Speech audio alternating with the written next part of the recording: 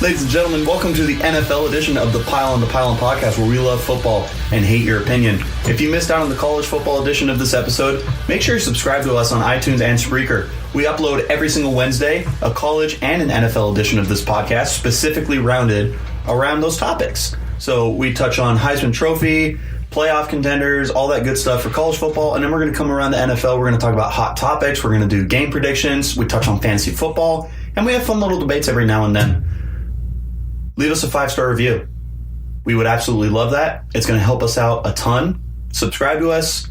Make sure you're following us on all sorts of different social media platforms. That includes Twitter, Instagram, Facebook, all that good stuff. We're there. We're square. Deal with it.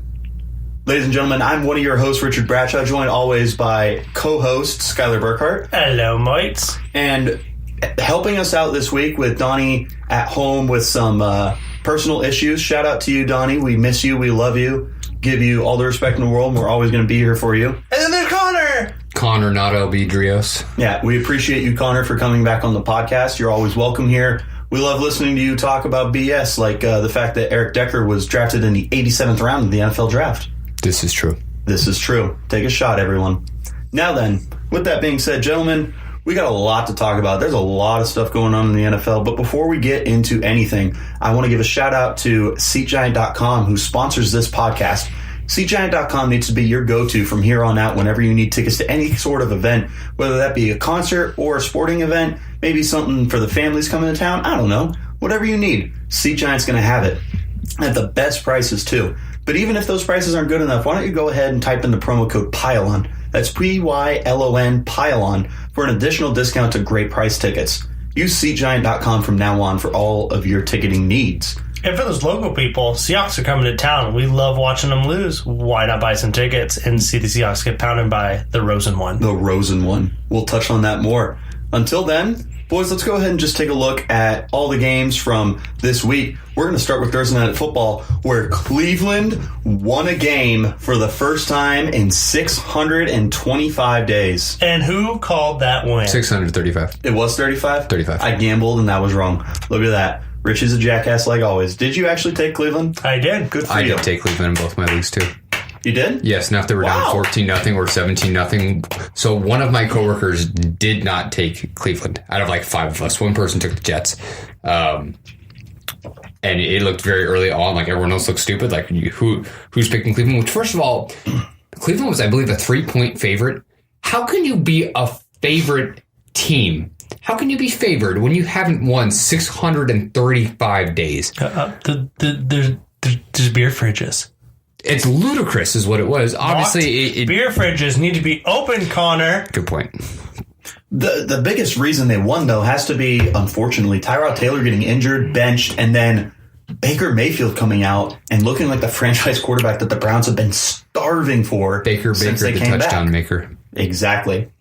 Who didn't throw a touchdown? But he caught a 2-point conversion. Yes, he did. He was instrumental in the Browns' comeback win on Thursday night. Fun fact for you guys, though, the Browns still have not won a football game on Sunday in like 3 seasons. It was like 2015 was the last time they won an NFL football game on a Sunday. Moving forward, though, we're going to jump to Sunday football. Speaking of which, let's get the pathetic game out of the way first. Titans beat the Jags 9-6. Talk about a snooze fest when Blaine Gabbert, Marcus Mariota, and Blake Bortles are taking the field. Without superstar performers like Derrick Henry and Leonard Fournette, this was a defensive struggle in the worst way possible.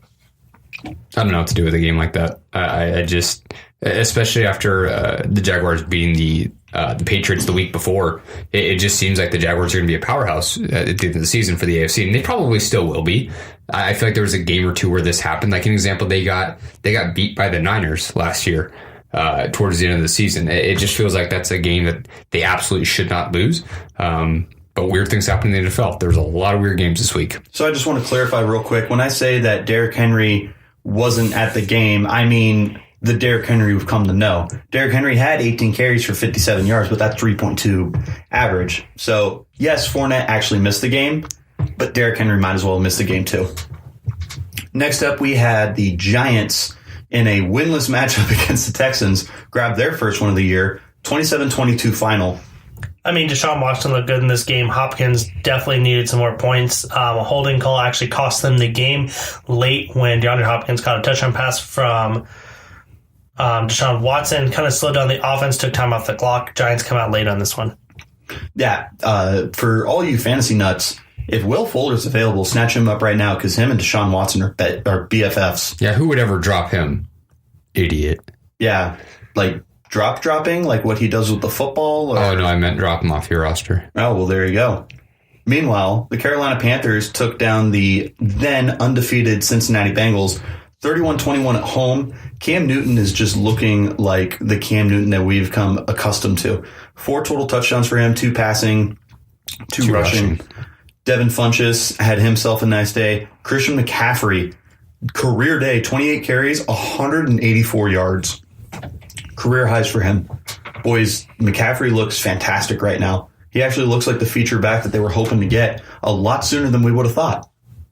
Yeah, it's just, I don't think this is necessarily a big pivotal turning point for him where he's just all of a sudden going to get 20, 25 carries a game and he's going to have 100-yard rushing games. I mean, at the end of the day, he's going to be one of the best receiving backs in the NFL.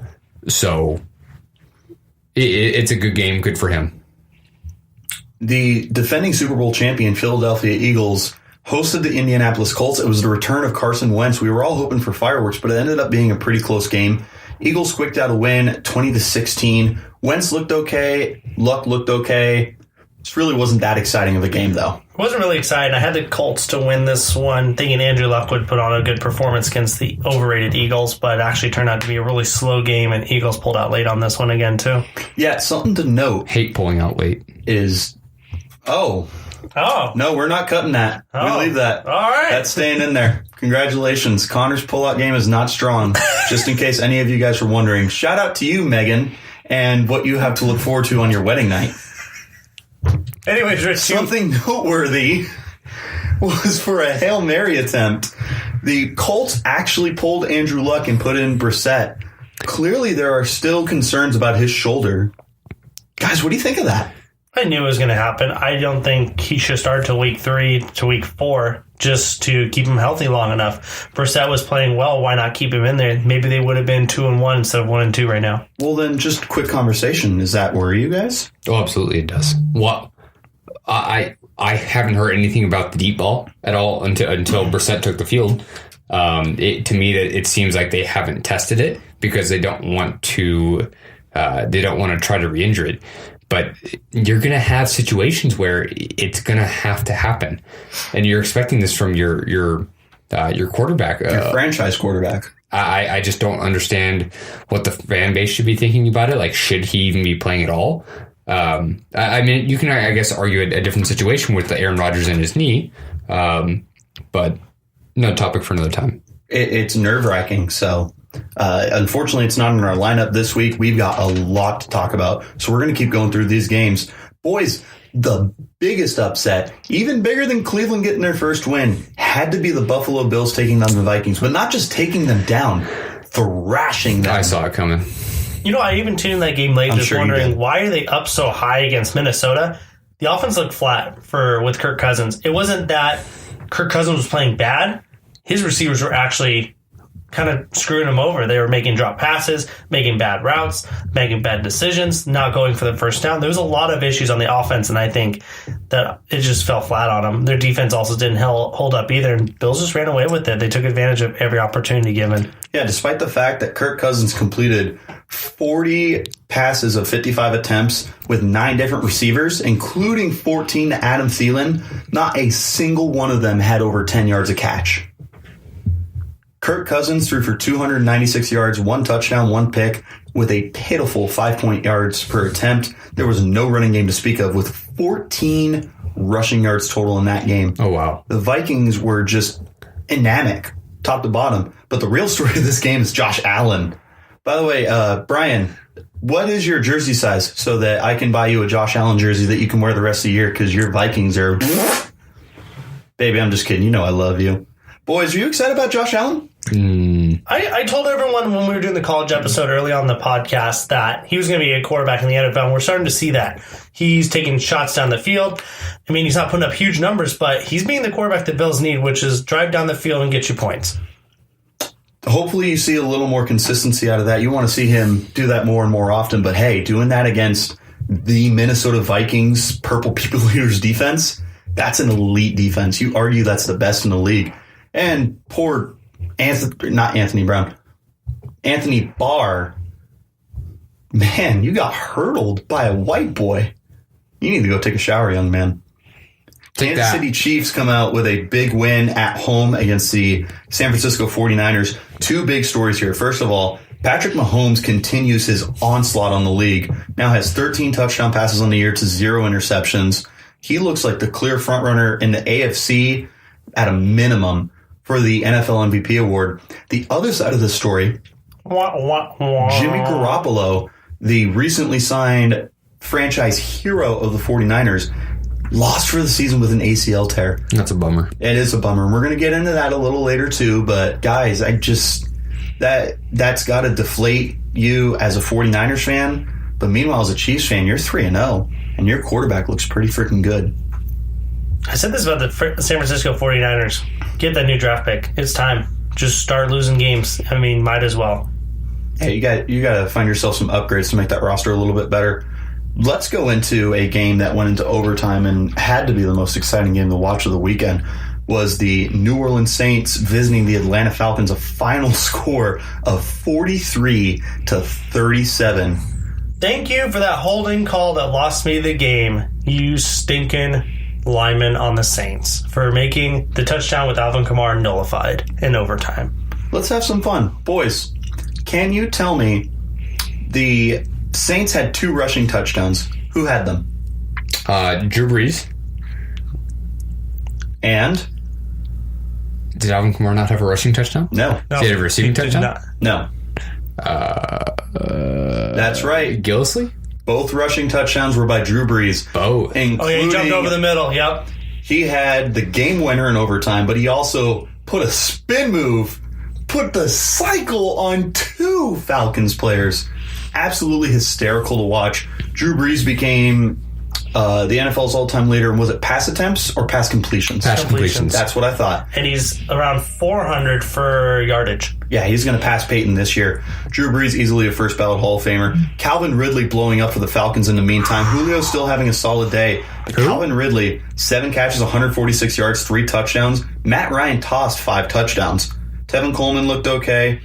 This was a deflating loss for the Falcons because they put together a strong effort all the way around, but it just wasn't good enough. I don't understand how you can be Matt Ryan, and you never want to point fingers, but how can you go back in that locker room and just not look at the defense and think, guys, we put up 37.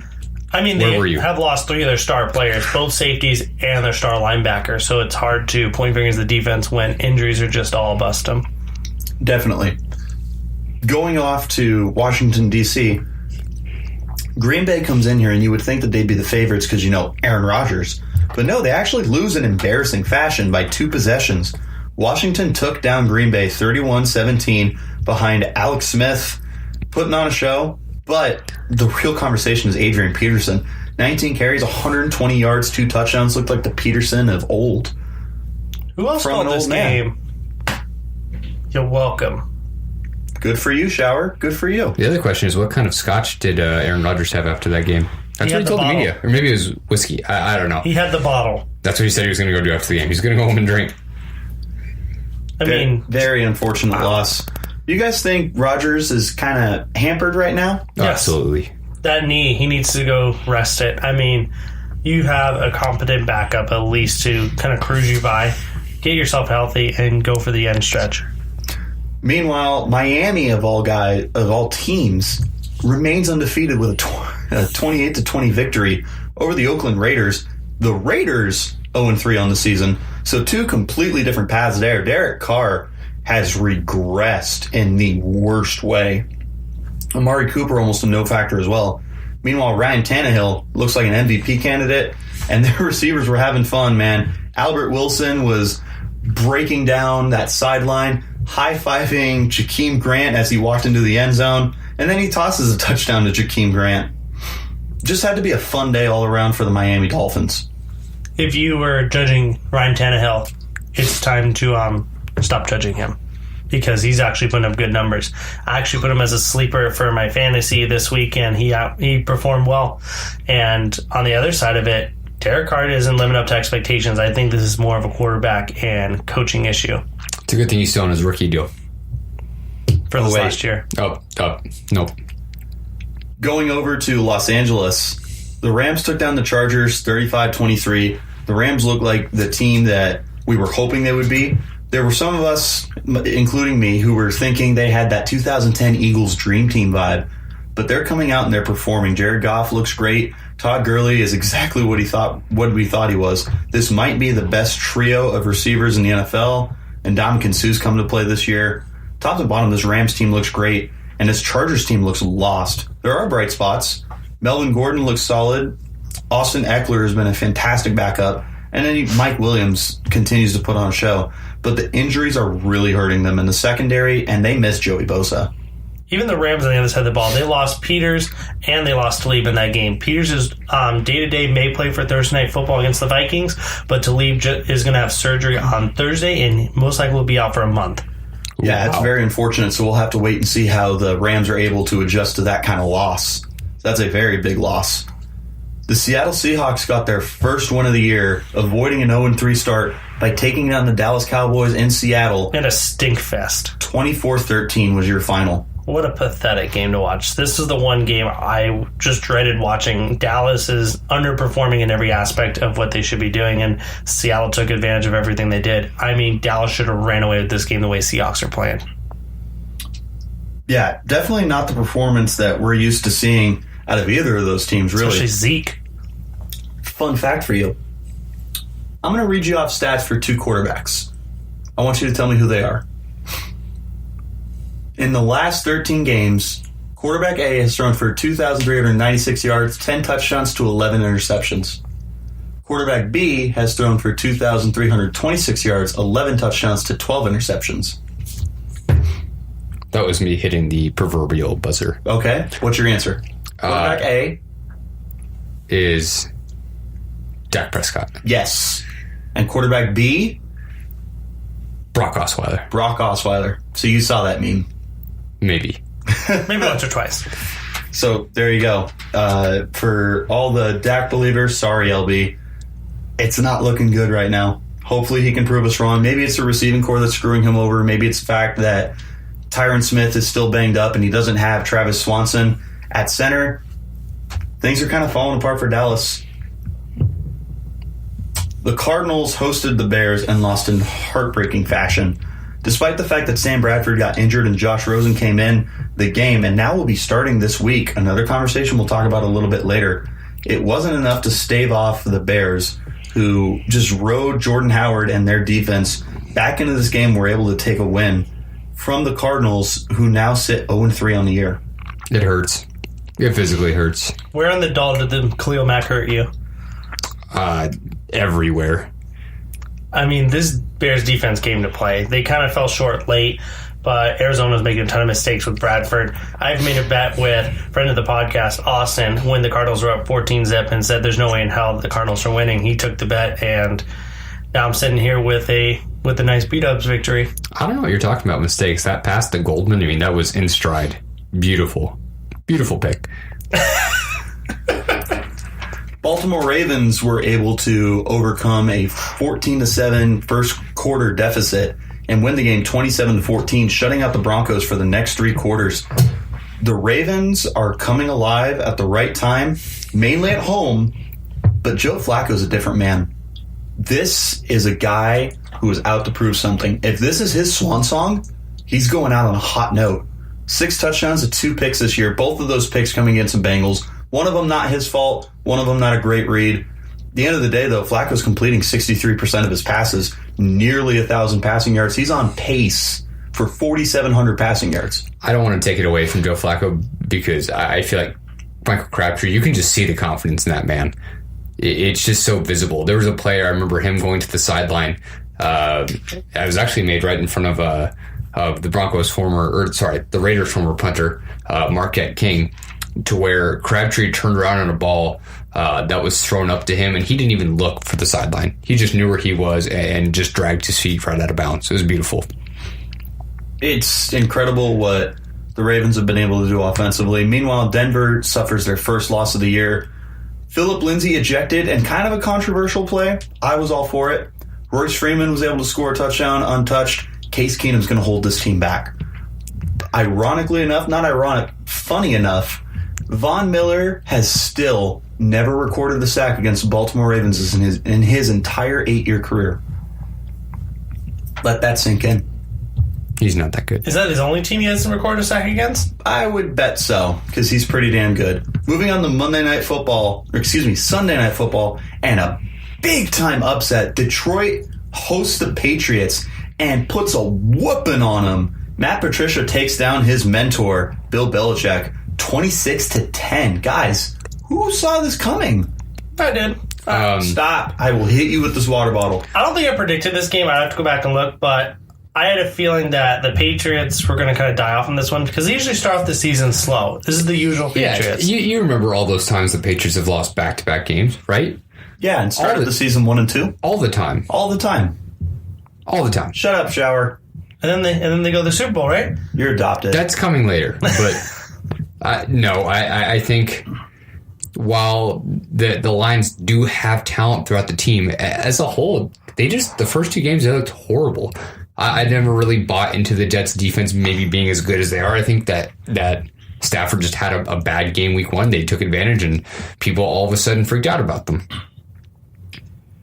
One of the biggest stories of the game has to be the fact that Kerryon Johnson snapped a nearly 5-year streak. Almost 5. Of no running back recording 100 rushing yards in one game for the Detroit Lions.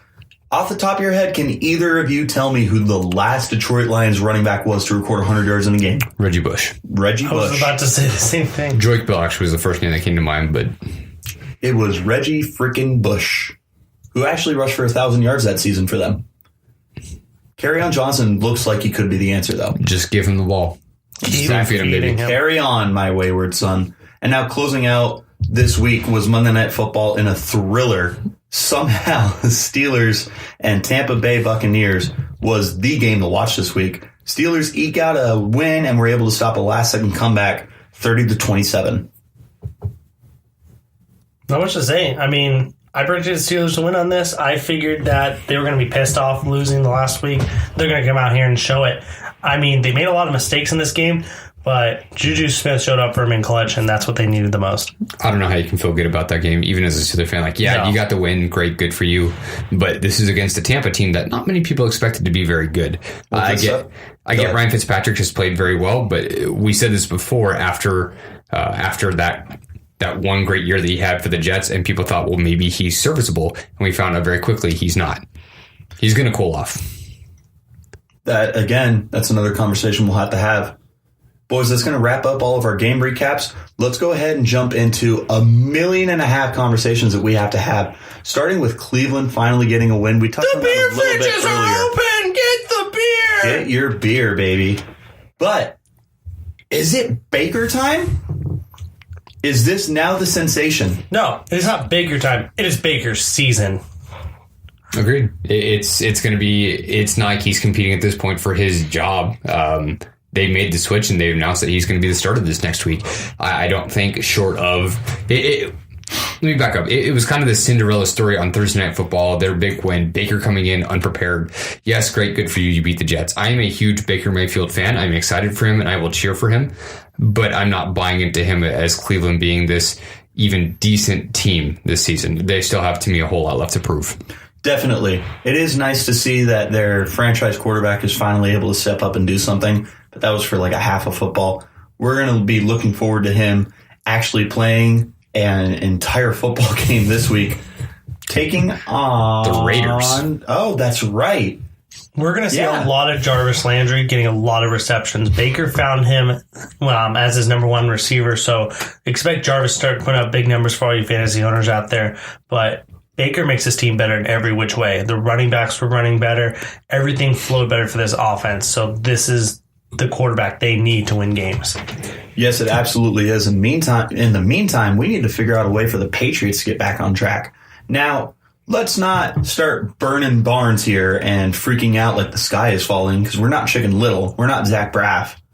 But I do want to ask you guys, not so much the fact that they're not winning, but is the interior and just everything that's falling apart in the front office and between coaches and players in New England, is that concerning you guys? Do you think this might be the year that everything derails? No. And they only get 10 wins? I didn't know make the playoffs. Zach Braff was the voice of Chicken Little. Fun fact. No, I think that it happens to where that Peyton Manning, an example, was not the kind of player who necessarily, yes, he won the Super Bowl his last year. Yes, he got to retire after that. He only had 4 good seasons. Oh my gosh. He just, in a sense, he didn't necessarily get to go out on his own timing, only because he played so poorly. I just don't see Tom Brady sort of sticking around until he's 50 being that kind of player. I think that Bill Belichick and their whole relationship, I just don't think he's going to allow for any room in that kind of situation. And they're going to lock down that entire team. They're going to start playing well again. Yeah, I'm playing a little bit of devil's advocate here. Tom Brady has Robert Kraft just wrapped around his finger, and he's getting everything that he wants, and it's kind of driving Belichick insane. And there's been comments from Brady that he wishes that they could get a divorce in the figurative sense and just get his own opportunity without Bill. And that's really unfortunate to hear from the greatest NFL head coach and the greatest NFL quarterback of all time. You just don't want to see a marriage like that end. And everything seems to be kind of falling apart at the seams. Again, the sky's not falling. They're still making the playoffs. They're still probably winning that division and getting a top 2 seed. But I think this might be the beginning of the end of the greatest dynasty in all of sports. He's 41. I can understand that. I think with Josh Gordon, once we get him on the field, we're going to forget what we're talking about right now, saying that the sky's falling and this is a regression. Give him a big wide receiver in there. Everything's going to change. And Julian Edelman still, I think he comes back this next week, doesn't he? Or is it a 4-week suspension? After 4 weeks. So he has one more week. This is of suspension. Then he'll be back for week 5. Once he gets his weapons back that he's familiar with, I mean, sky's the limit for this offense. Brady knows what to do with Edelman and Hogan. Right now, they're just starting off slow. So don't forget about it. They're going to make the playoffs. It's going to be just the regular Patriots with a better defense. Well, in the meantime, let's just go ahead and hop over to Tampa Bay. And we kind of touched on this a little bit when we were going over all the games. Fitzmagic struggled a little bit. Even though he's the first quarterback in NFL history to throw for over 400 yards in the first 3 games of the season, he has double-digit touchdown passes, I think 4 or 5 interceptions, unfortunately. He's looked really good. He's had Ryan Fitzpatrick moments. But now Jameis Winston's coming back from a 3-game suspension. This is a guy you took number 1 overall just a few seasons ago to be your franchise quarterback. Guys, do you commit to Fitzpatrick and the hot hand, or do you go back to what you've known? You stick with that damn hot hand, and you leave Winston on the bench with his crab fingers. I guess I can't say I blame you either way. Fingers. What is legs? What is Jameis's contract situation? Is this his last year before, or is this his 5th year currently? This is his last year, I believe. So they already picked up his 5th year option? No. So they have to decide this at some point. They already had to decide, and we're double checking it right now. We're double checking it right now. I just want to know where his contract is, because if this is his last year or the time before you had to pick up his 5th year option, you have to make a decision on this guy right now. And yes, you are 2-1 and you just barely lost your 3rd game and pretty easily could have been 3-0. I get it in that sense, but if Jameis is going to be the guy going forward, does he really have that much to gain by being on the bench? I'm not saying he's the most cerebral quarterback ever or that he can't sit and learn, but it's not like you're teaching this guy a ton of new tricks. He is who he is, and either he can play or he can't, and you got to find that out. And you got to get value for him. If you're going to not sign him, get trade value. Go give him to a team that needs him. So they did pick up his 5th year option. He's going to be owed $20.9 million in 2019. He could just end up getting cut. According to Spot Track, maybe I'm reading it wrong, there's no dead cap if they cut him. Oh, wow. Get rid of him. I mean, you got to really think about it. It depends. So let's say you have this great year with Fitzpatrick, but you don't win the Super Bowl. You're kind of like on the cusp. Maybe you made the playoffs as a wild card. Maybe you didn't. Now you're going to cut Jameis Winston. You got, again, we talked about this earlier when I said that Fitzpatrick had this great year with the Jets when realistically he had 2 great wide receivers that just bailed out a lot of his throws. 3 great wide receivers. That bailed out a lot of his throws. And the next year he was horrible. If I'm Tampa Bay, I'm not confident going with him into the next season, just hoping that he can do what he did this last season. I think you keep Fitzpatrick as a bridge quarterback. You get rid of Winston because his cap hit's going to hurt you. And you see what your offense is going to bring you, wherever that draft pick is going to be. And then you use your assets to trade up in this draft and get a good quarterback. Yeah, we're going to have to wait until closer to the end of the season to really dive into this conversation. Because here's the thing. If the Buccaneers don't believe in Winston, and obviously you can't buy Fitzpatrick long term, and you're in position for a top 10 pick and a quarterback in general, right now no guy's standing out. But hey, if you like Jarrett Stidham from Auburn or you like Justin Herbert from Oregon and you're in position to get him, I mean, I feel like that's a very easy decision to cut Winston, go up and get your guy. Save that cash. It just depends on where you're drafting. But if the Buccaneers are trending to what they're doing and, they're closer to an 8-8 record and they're outside of the top 10, maybe they're outside of the top 15, at that point, you got to hold on to Winston and just try and get another piece to make your team better. So it's all going to depend on how they end the season. Agreed. After all, I did pick the Buccaneers to own the number 1 pick in the draft. So if they could lose the next 13 games, that'd be great. It's going to be tough. I mean, a lot of these bad teams that we predicted early on are actually performing well. So it's kind of a toss-up for who's going to be the number 1 pick right now. It absolutely is. In the meantime, maybe the 49ers are going to start getting themselves in that boat. With Jimmy Garoppolo tearing his ACL, the sky is falling in San Francisco and the Bay Area in general because, Oakland's falling apart too. What are we supposed to do with the 49ers? Let's start the conversation here. Can they continue to compete? No, they're done. They're sunk, right? Unless CJ Beathard grows a beard and plays like Ryan Fitzpatrick all of a sudden, then no, it's not happening. No. The 49ers are done. Connor knows him best. I know him best. Being in the same division as him, this is a team that is going to be deflated and unmotivated, losing their franchise quarterback that they were so hyped about. This is devastating for the team and their morale. So, can you sign a quarterback? More particularly, do you sign Kaepernick? They didn't want him before. They're not going to want him now. There was rumors that the Patriots and other teams were looking at Kaepernick. I think it's just a media thing to get him talking again. But Teddy Bridgewater was an option I heard. I also saw that he's not up for trade and they're not going to. But I think they stick with what they got and they just accept their fate. You play out, see what Reuben Foster does on defense. You look at your pieces and see how they're playing. And then you go looking into the draft, seeing what pieces need to be filled. Well, if you're going to play that situation, what's nice is you have your franchise quarterback. So let's say you end up with a top 10 pick. You take whatever's available.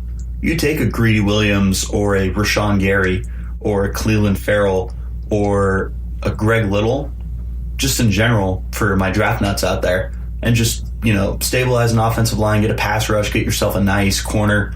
If you are in that position and you decide, we're going to kind of tank this season, get ourselves a really good draft pick, you have your quarterback.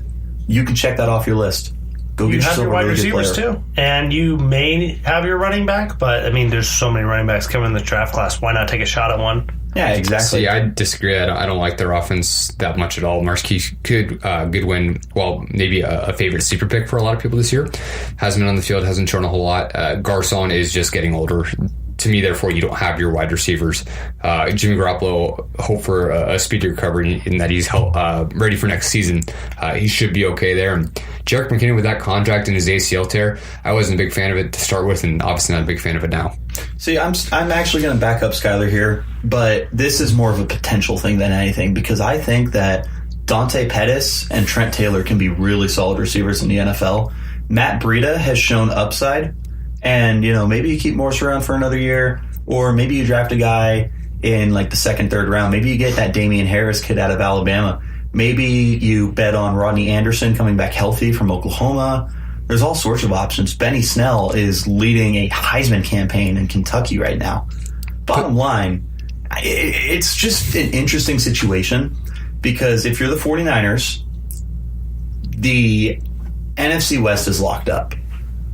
The NFC in general is competitive, but that's not a bad roster. You could sign Kaepernick for the upside and bet on him being able to lead your team back, or you can just accept your fate and realize that with Beathard, you can win 5-6 games, depending on how he meshes with Kyle Shanahan in his second year together. Early prediction, you can quote me back on this podcast if you like.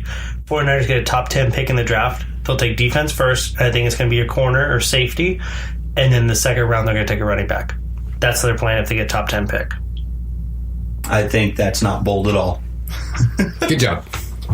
Let's stay in the NFC West, though. Let's go down to a place we're very familiar with in Glendale, Arizona, where Sam Bradford, like we all predicted, got injured. Oh, man, Connor's shirt is off. He's flexing on us.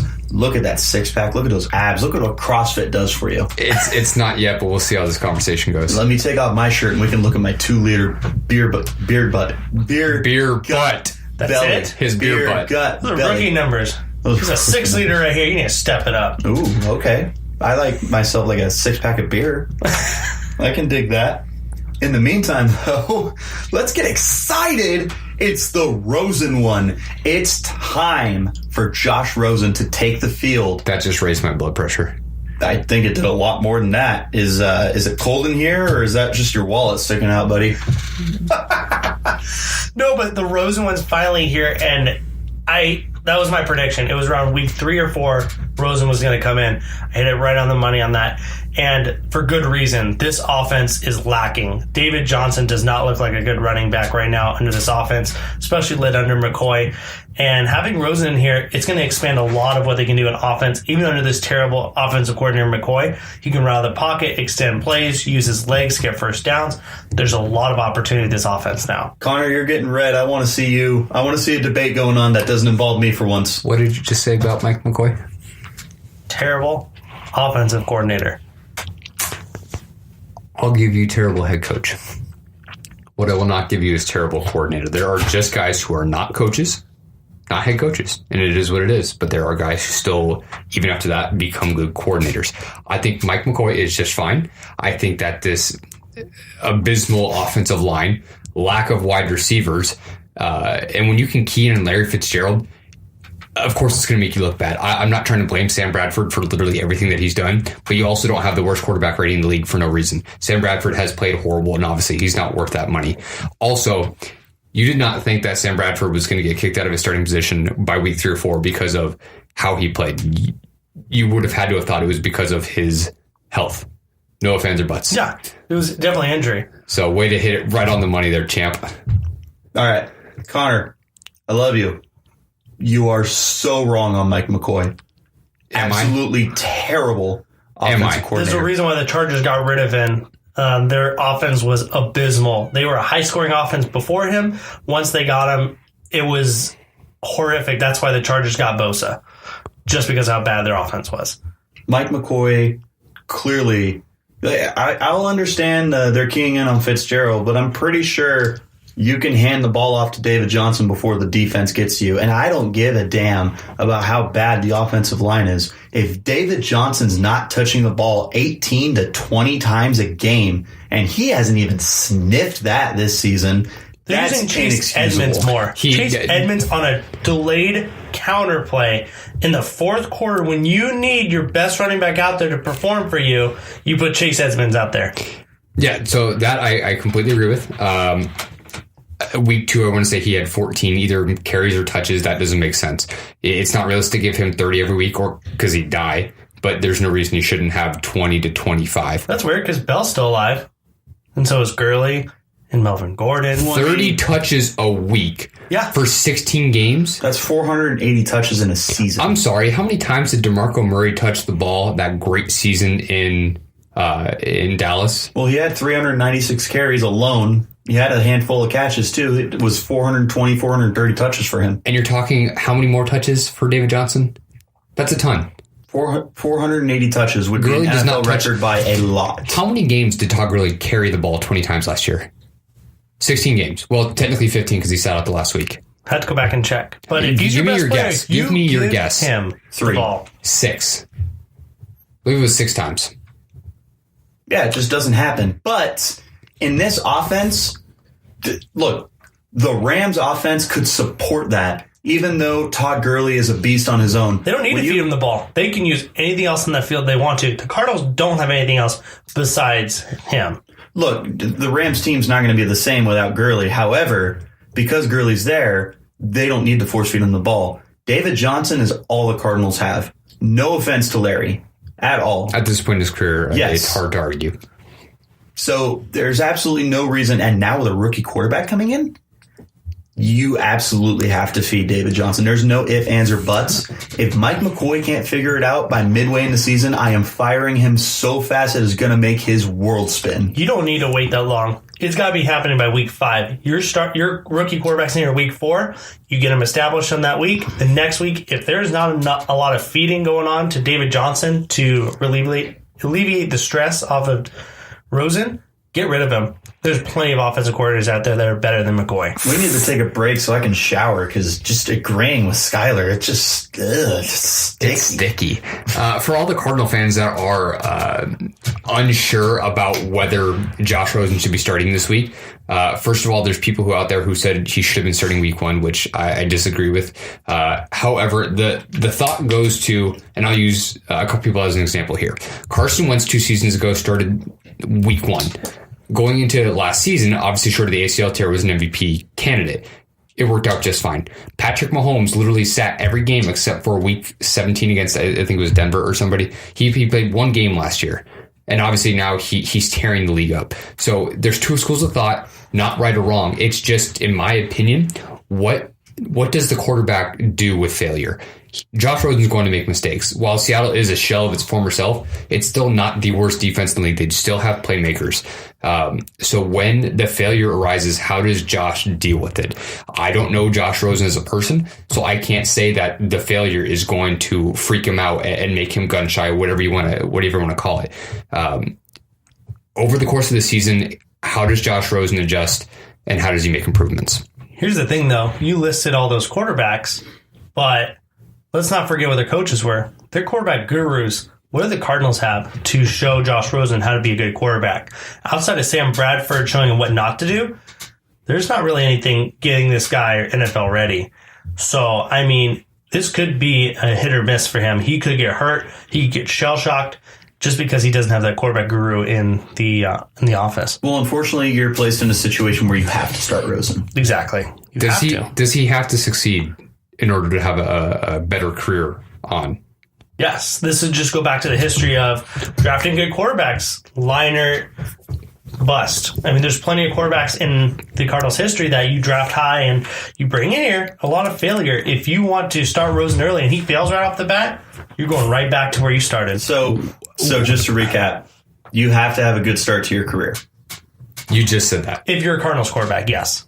Oh, no, you can't. No, that's what I meant by it. I'm sorry. Well, why the Cardinals? Why the Cardinals? Because the Cardinals have been historically bad with their quarterbacks. Outside of Kurt Warner and the revival of Carson Palmer, what is there? It's not the franchise. If you put the Patriots dynasty in Arizona back a couple of years, knowing the relationship between Brady and Belichick, they would play just fine in Arizona. It's got nothing to do with the organization. It's got everything to do with the personnel and the ownership. I'm not concerned about Josh Rosen because he's a Cardinal. I'm concerned about whatever coaching situation they have going on, the players in the field that surround Josh Rosen. Jared Goff obviously did not have a great start to his career, and he's doing just fine right now. And check me if I'm wrong. What was Troy Aikman's record his rookie year? 1-15, I think.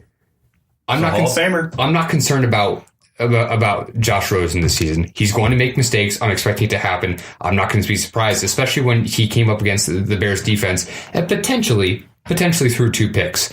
It's going to happen. I'm not going to freak out every time he makes a mistake. I'm going to be worried until you bring me a quarterback coach in there, like a good quarterback guru coach that can help him develop.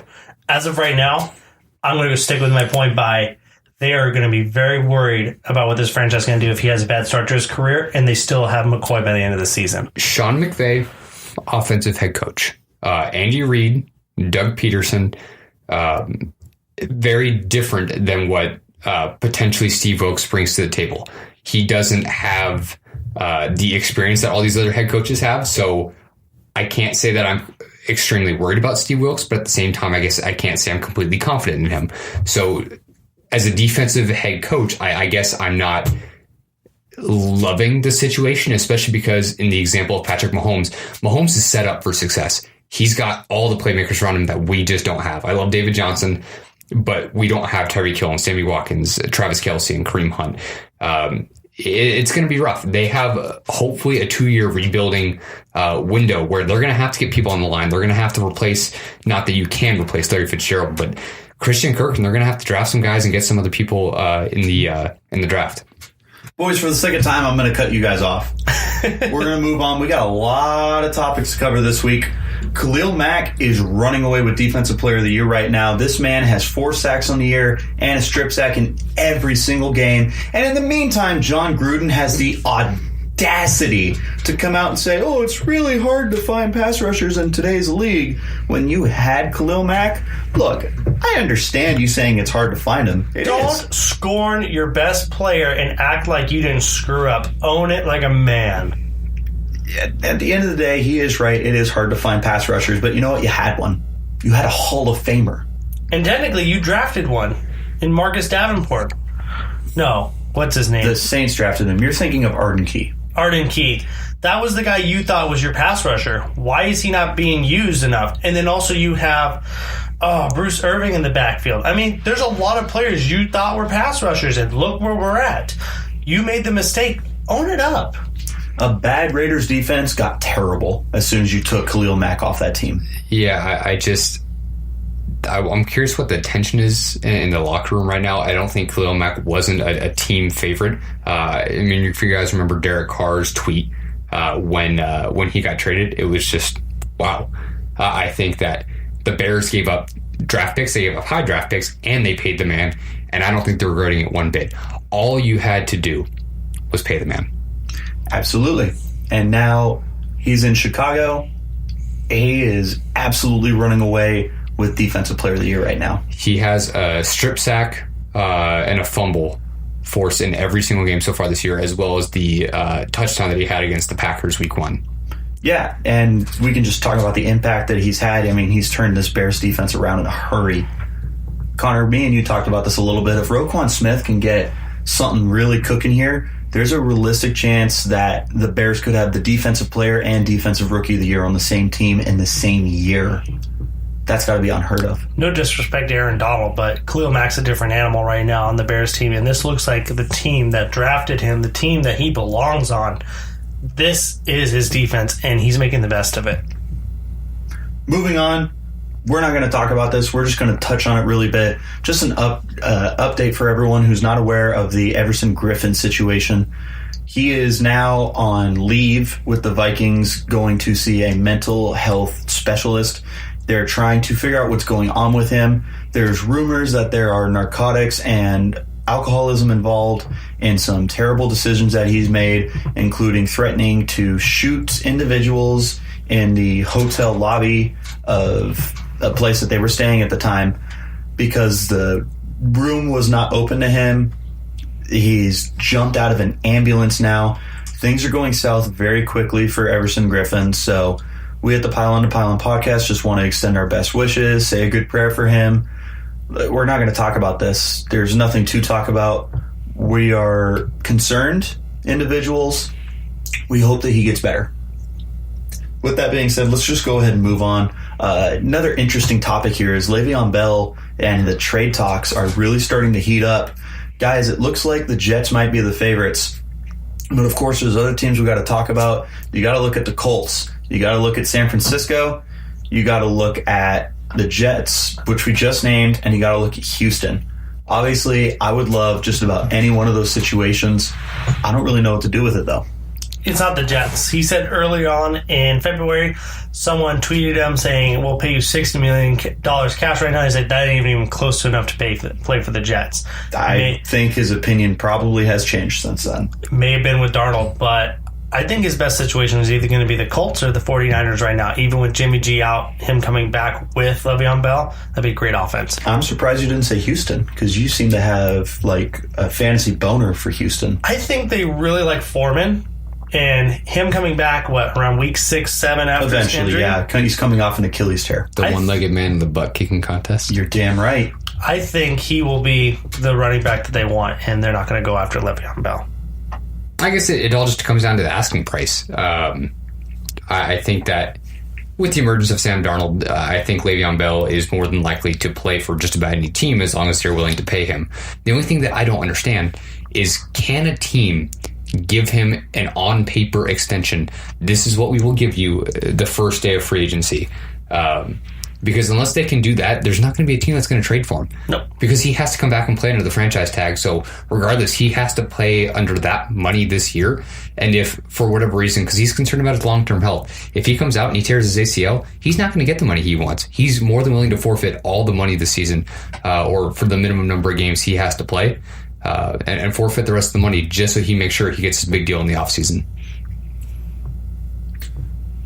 I think that's absolutely perfect. It's a very frustrating situation. You know what else is frustrating? Not being able to touch the quarterback. Oh my gosh. These freaking roughing the passer penalties are ruining the NFL. Clay Matthews put it perfectly after getting flagged once again for roughing the passer. This league's getting soft. It is getting so soft. You're taking away the violence that we've all come to know and love. And I get it. Player safety is a big deal. But you're signing up to be a football player knowing full well what you're getting into. And millions of dollars being thrown at you for your health and whatnot. I mean, you got to take the beating. You know the risk you're taking. So if it's that big a deal, don't play. Respect to Clay Matthews for not sounding off on the NFL. The Packers could very easily be 2-1 right now. And instead, they're 1-2. And it's partially because of these calls. I mean, you can't ever blame one game on one play. However, the Packers should have a winning record at the moment. Interesting point, though. With all the players that are suing the NFL, do you really blame them for necessarily making this decision and not changing things immediately? No. Like I said, it's a very frustrating situation, especially for the fans, especially for the players. But you've even seen some quarterbacks. Clay Matthews mentioned at the end of the game, he walked over to Alex Smith. He said, "Hey, man, what the hell am I supposed to do? Did you think it was dirty, first of all? Second of all, what's your advice? What do I need to do to not get these calls?" It's ridiculous. It's absolutely ridiculous. I mean, we're just going to have to wait and see what the NFL does. This is their test year for this new rule. Let's see what happens, and they're probably going to make changes in the offseason to it. They're probably going to give them a little bit more leverage for defenders. They're 0-3 on their week so far, so change will have to come eventually, probably not this year. Yep. In the meantime, let's go ahead and touch up a little bit on fantasy football. Ooh, fantasy.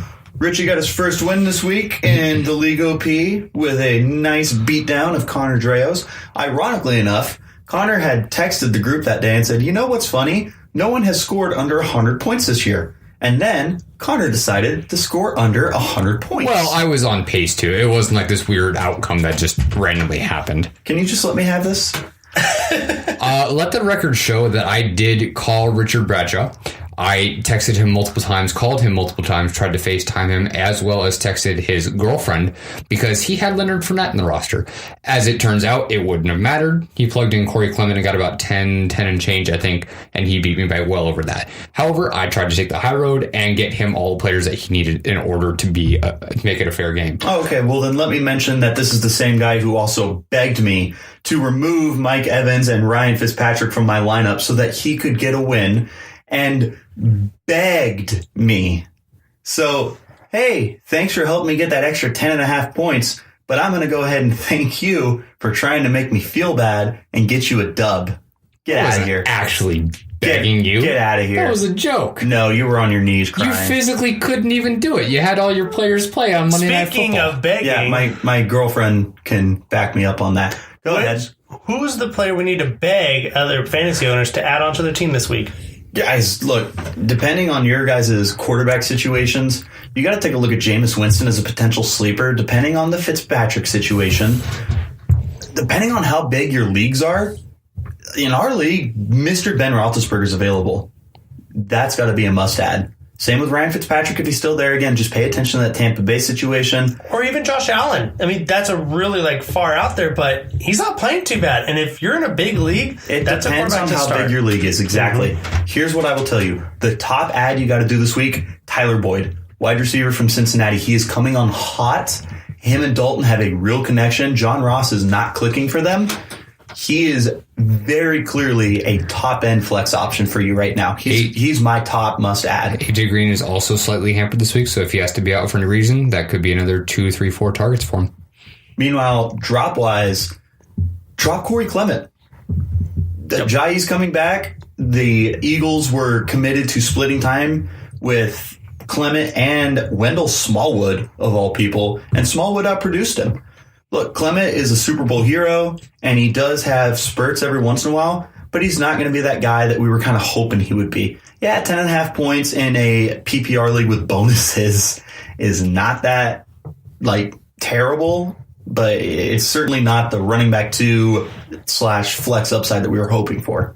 Another ad for the week I'll go back to. Julian Edelman, a lot of teams actually have him sitting in waivers right now. Pick him up a week early before he comes back if he's available in your league. Also, Matt Breida, if you haven't picked him up as well. Drop of the week. Anything else? I mean, I haven't seen too many that have been a huge drop. A lot of people I've seen in a lot of leagues, LaShawn McCoy's been a drop, and I don't know why. You should never drop LaShawn McCoy. If you have LaShawn McCoy on your roster, you hold on to him. Worst case scenario, you trade him for name value. He is a free agent in a couple of my leagues, actually, and I have not touched him. It's just one of those things where that performance just worries you, especially on a Bills defense. Bills offense has been kind of lacking. Don't get me wrong. I don't believe in him, but he's got too much value to just drop. Well, he's a real person.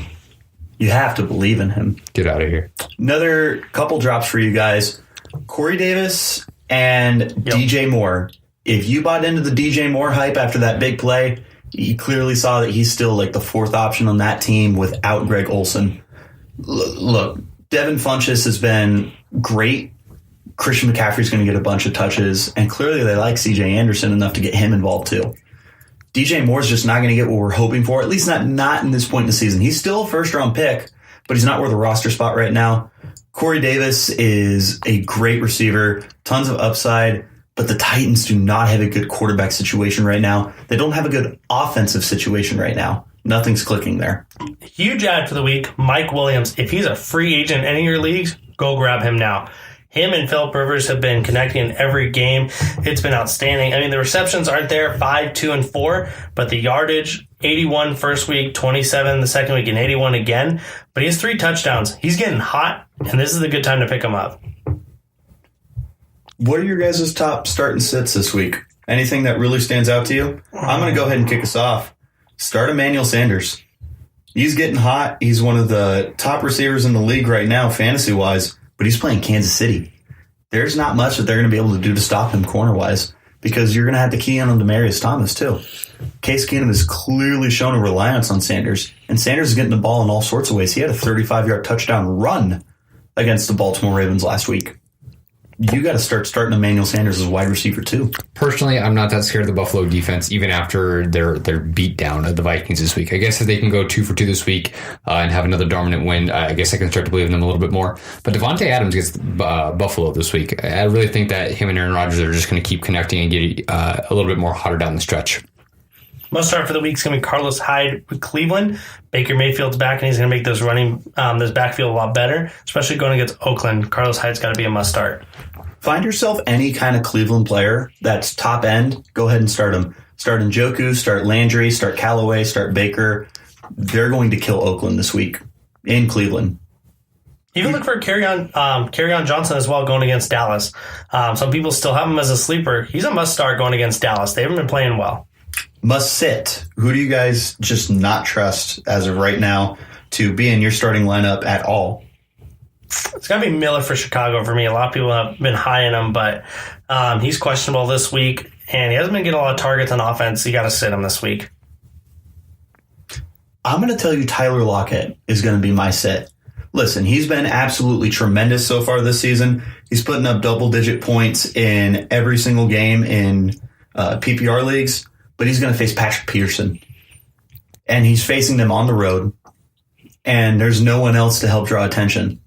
Look, when he had Doug Baldwin opposite him, that's great, but no one else in that receiving corps scares me. Patrick Peterson is going to shut down Tyler Lockett. He's going to lock Lockett down.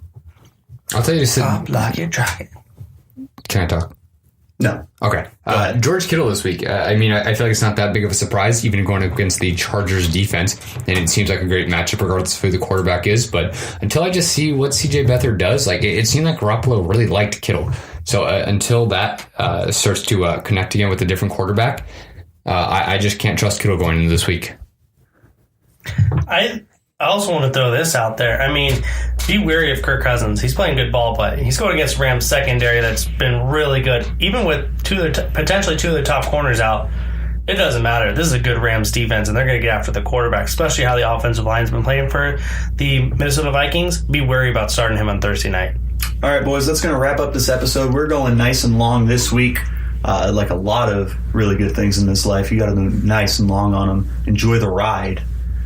We're going to save our debate. We were going to talk about best wide receiver trios in the NFL. We're going to save that for next week so we have some good amount of time to really dive into that, because I know that we're all going to get very heated about it, especially if and when Donnie Druin returns.